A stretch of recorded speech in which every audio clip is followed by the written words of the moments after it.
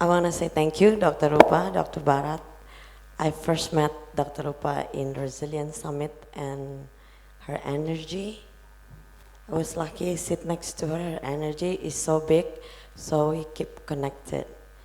So this is how we start a lot of things in life, is through connection. So I would like to share a little bit about my story. I start very, very humble. I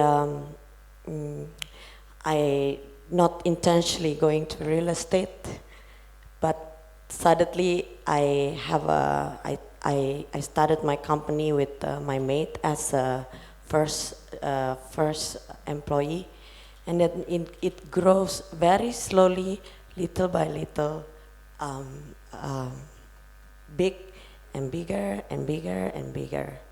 So around 2017, I decided to go into education because I understand that we need to have a very good professional to be with us to build the dream. So when I started this education center, I get the help from a very prominent businessman that is in my government for the past 5 years of all regime of presidents. He is an educator. So then when I did my doctorate degree, I find out when I do the research, I find out the key factors of people buying real estate. Number one factor is schools. And then I make a micro dissertation about it. Who is actually decided the school? And then the answer is woman. No matter how successful you are, if you are changing the world, let's say Alpha Edison, Albert Einstein, the key element of a success of person is actually found in their homes, in the very little daily routine of their lives.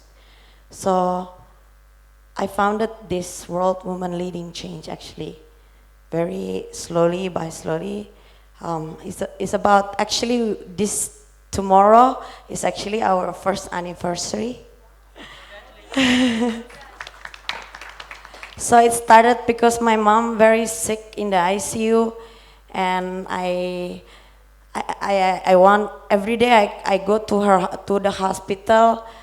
I want to tell her that what she did for me is amazing, and she said to me, "Don't do it for me, Find another woman, empower them, give them a platform, give them a stage, because every one of you have a story to tell.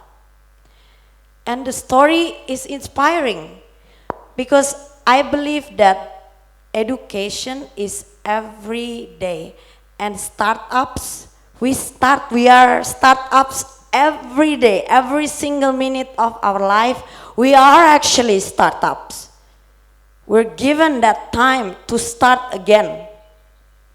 So this is my Global Property Bank and Technology Center. We want to be a successful industry player and combining property, bank, and technology, the education with holistic approach. We do market and investor. We empowering women. So we want to focus in social, environmental professional. So when I come to Bangalore, I see this city is vibrant, but there's a lot of garbage. So just yesterday I speak to my contacts here. I want to do something for Bangalore. This is the type of the sample I want to do, the bamboo house. See, this is the land I saw, so I want to build a bamboo house and very high-tech waste energy to clean Bangalore, because Bangalore is, I think, going to be the next Silicon Valley. See, this is the land, and I want to work with Dr. Rupa. This is yesterday. So I want to work with Dr. Rupa to find kids incubator here. Because when we become successful entrepreneur, what do we do next? We have to empower the kids to be an entrepreneur from a very young age.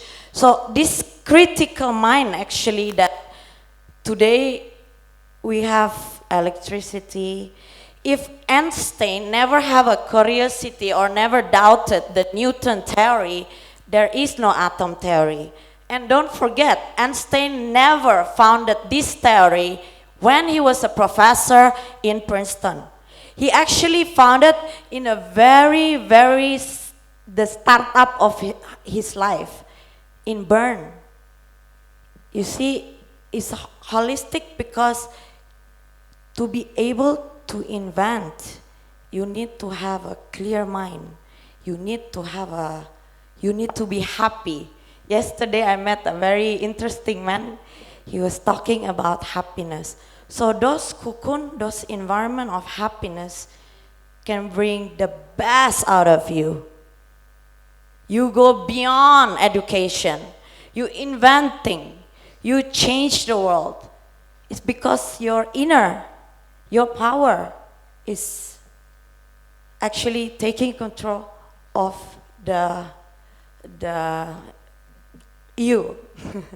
Another thing is personal branding.